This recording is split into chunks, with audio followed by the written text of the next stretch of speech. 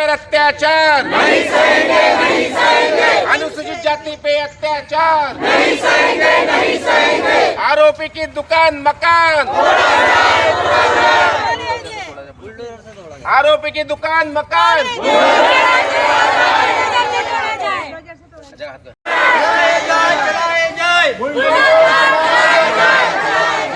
अवैध अतिक्रमण,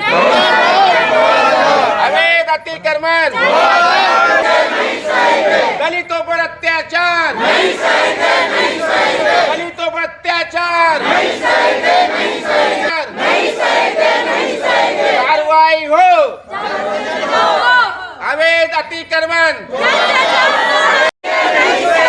दलित पर अत्याचार, नहीं सहेंगे, नहीं सहेंगे, दलित पर अत्याचार, नहीं सहेंगे, नहीं सहेंगे, दलित पर अत्याचार, नहीं सहेंगे, नहीं सहेंगे, आरोपियों का अवैध अतिक्रमण,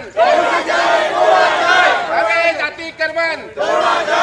परिवार के द्वारा एक घटना, एक दर्दनाक घटना कारित की गई। हमारे मोहल्ले की हमारी बेटी, हमारी बहन की चाकू से 5 बार उसको चाकू से मारकर उसकी दर्दनाक हत्या की गई। उसने दुकान पर जाना बंद कर दिया था, लेकिन उसके द्वारा उसके अर्जुन सुगंधी, उसकी पत्नी, उसके भाई और उसकी लड़की द्वारा बार बार फ़ोन कर उसको बुलाया गया। उसकी शादी पुणे के अंदर तय हो चुकी थी, वो शादी के लिए पंडित बुलाने के लिए गई थी, फिर भी उसको बार बार फ़ोन करके उसको परेशान किया जाता था। परेशान होकर अपनी वो छोटी बहन के साथ वहाँ पर उसकी दुकान पर गए और दुकान पर जाने के बाद गहरा विवाद हुआ। गहरा विवाद होने के बाद क्या है कि उसने उसको जाने के लिए जब दुकान को जो चाबी थी, स्कूटी की चाबी वहाँ पर भूल गई।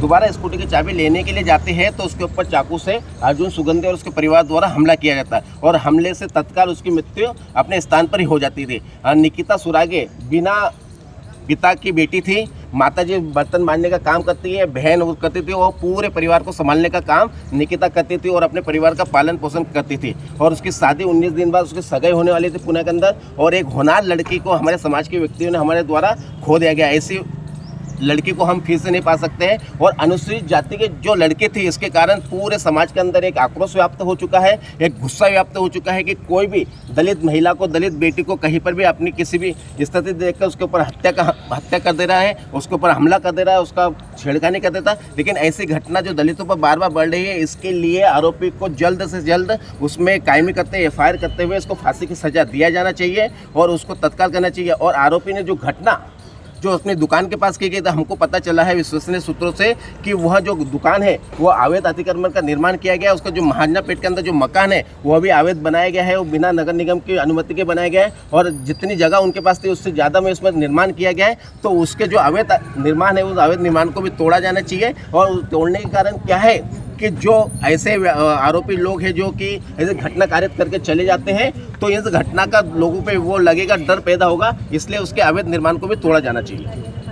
उसने मेरी लड़की तो धोखे से क्या घटना क्या हुई? हाँ, वो लेडीज को बाहर बुलाओ और उनको फांसी दो। उसने कॉल किया था, उसने धोखे से कॉल करके उन्होंने साजिश थी, तभी उन्होंने कैमरे की भी डीबी भी उड़ा के चले गए। और उस दिन दुकान भी बंद थी, उस दिन दुकान भी बंद थी और ये मेरी आंखों के सामने हुआ है। तो जल्द से जल्द कार्रवाई करे और उसको फांसी दो, बस आप फांसी दो। और उसकी जो भी मकान, उसकी फैक्ट्री सब तोड़ो, तभी अन्याय मिलेगा, नहीं तो अन्याय नहीं मिलेगा। ये आज हमारे साथ हुआ है, कल दूसरी बेटी के साथ नहीं होना चाहिए। तो जल्द से जल्द हमको अन्याय चाहिए, न्याय चाहिए हमको न्याय। और उनका मकान सब तोड़ो। और एक लेडीज है उसको, और सर वो कास्ट से भी आते हैं,